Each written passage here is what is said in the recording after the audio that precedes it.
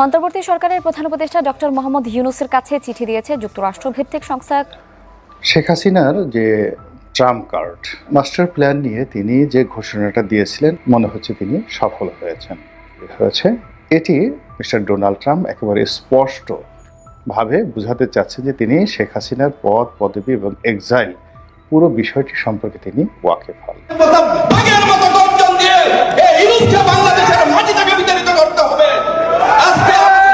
দেশ প্রবাস দূরে কিংবা কাছে বসে যারা আমাদের নিউজ অর্থাৎ ভিডিওটি ক্লিক করেছেন সবাইকে অসংখ্য ধন্যবাদ। ইতিমধ্যে খুব একটা গুরুত্বপূর্ণ নিউজ আপডেটটি হাজির হয়েছি। আমি মনে করছি বছরের শ্রেষ্ঠ নিউজ হয়ে যাচ্ছে, তাই ভিডিও না টেনে একেবারে সম্পূর্ণ ভিডিও দেখতে থাকুন। আর চ্যানেল নতুন হয়ে থাকলে অবশ্যই চ্যানেলটি সাবস্ক্রাইব করে আমাদের পাশে থাকবেন। আমরা কিন্তু প্রতিনিয়ত সব ধরনের খবর সবার আগে আপলোড করে থাকি, তাই চলুন একটি লাইক দিয়ে সম্পূর্ণ ভিডিও ধারাবাহিকভাবে দেখে থাকুন। চলুন আমরা মূল ভিডিওতে চলে যাচ্ছি।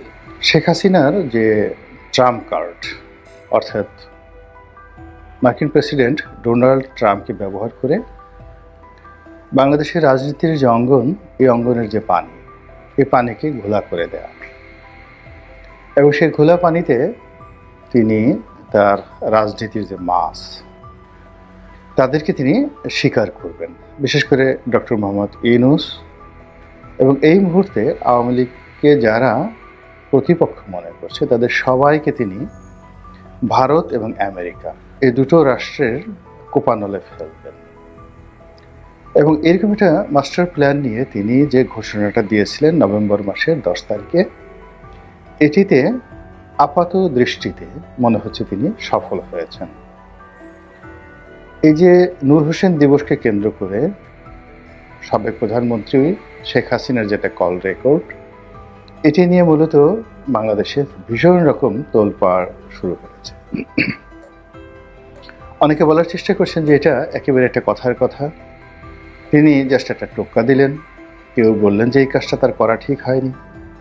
আবার এখন অনেকে বলার চেষ্টা করছেন যে পুরো একেবারে ফ্লপ করেছে এবং তিনি যে চাল চেলেছেন সেটা সফল হয়নি, তার ডাকে একটা লোক সাড়া দেয়নি, কোনো লোক আসেনি, হাতে গোনা কয়েকজন লোক এসেছে। এবং এখানে আমার কাছে যেটা মনে হচ্ছে যে তিনি যে কাজটি করেছেন এটা কেবলই মাত্র তার মস্তিষ্ক প্রসূত নয়। তার এই যে 10 নভেম্বর নূর হোসেন দিবসে তিনি যেটি করার চেষ্টা করেছেন, তার কল রেকর্ড, কথাবার্তা, কল রেকর্ড ফার্স্ট এবং পরবর্তীতে যে নাটকগুলো রাজপথে হয়েছে এবং যে ঘটনাগুলো রাজপথে ঘটেছে, এগুলো আবার সময় মতো একেবারে ঝড়ের গতিতে বাংলাদেশ থেকে দিল্লি, দিল্লি থেকে একেবারে হোয়াইট হাউস থেকে ট্রাম্পের যে কার্যালয় সেই পর্যন্ত পৌঁছে দিতে 1 ঘন্টার বেশি সময় লাগেনি।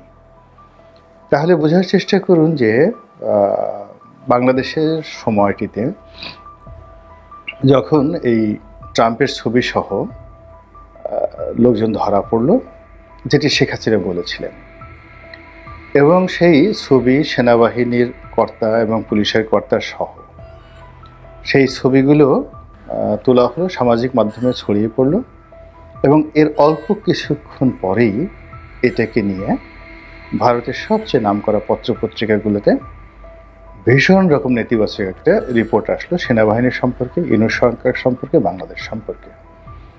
এবং এখানে যে বিষয়গুলো ইন্ডিয়া টুডের মতো পত্রিকা যে বিষয়গুলো সামনে আনলো সেটি হলো যে এখানে আওয়ামী লীগের কোনো প্রসঙ্গ আসেনি।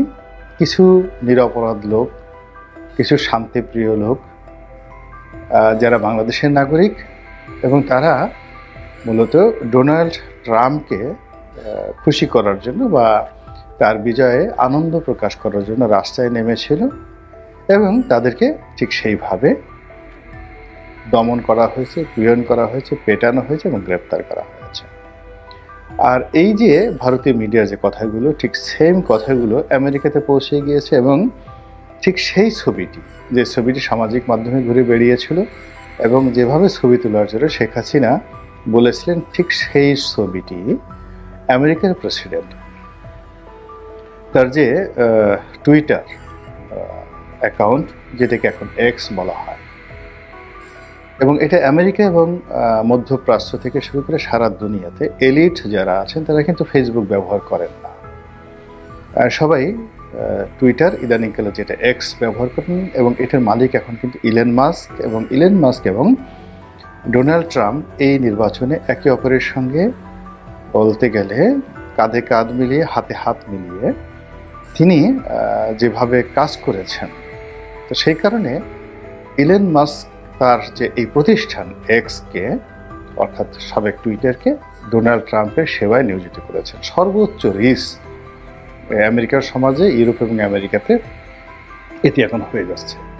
তো সেই এক্সে ডোনাল্ড ট্রাম্প যেটি করলেন, তিনি এই ছবিটিকে উদ্দেশ্য করে এবং বাংলাদেশের যে 10 তারিখের ঘটনাকে কেন্দ্র করে ঠিক ভারতীয় পত্রপত্রিকার ভাষায় হুবহু একটা তিনি সেই টুইট করলেন, এবং সেখানে তিনি বললেন যে শেখ হাসিনার অবর্তমান বাংলাদেশে কি হচ্ছে।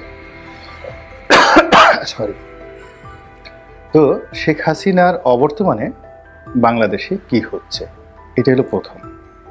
2 নম্বর হলো যে সম্মানিত সভাপতি, সাধারণ সম্পাদক সহ মঞ্চ উপস্থিত যারা আছেন এবং যত নেতৃবৃন্দ আছেন সবাইকে সালাম ও শুভেচ্ছা জানাচ্ছি। আসসালামু আলাইকুম।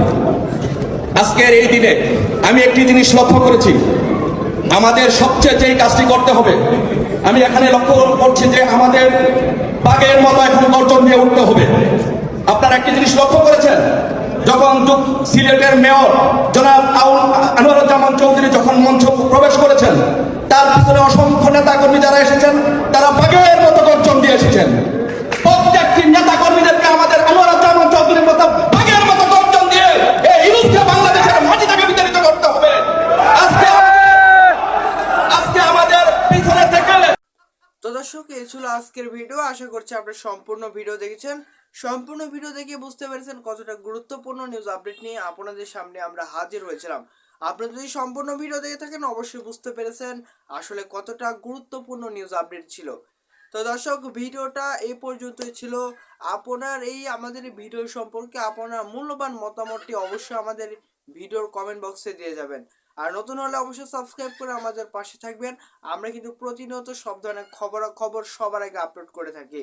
তাই যারা আমার চ্যানেল নতুন অবশ্যই এখনই সাবস্ক্রাইব করে রাখুন। আমরা কিন্তু প্রতিনিয়ত সব ধরনের খবর, দেশ এবং বিদেশের সব ধরনের খবর কিন্তু আপলোড করে থাকি। তাই দেখা হচ্ছে নতুন কোনো ভিডিওতে। সে পর্যন্ত আপনারা সবাই ভালো থাকবেন, সুস্থ থাকবেন। আল্লাহ হাফেজ। আর নতুন হলে অবশ্যই সাবস্ক্রাইব করে আমাদের পাশে থাকবেন। যারা এখন লাইক করেন একটি করে লাইক হিট করে আমাদের পাশে থাকবেন। ধন্যবাদ।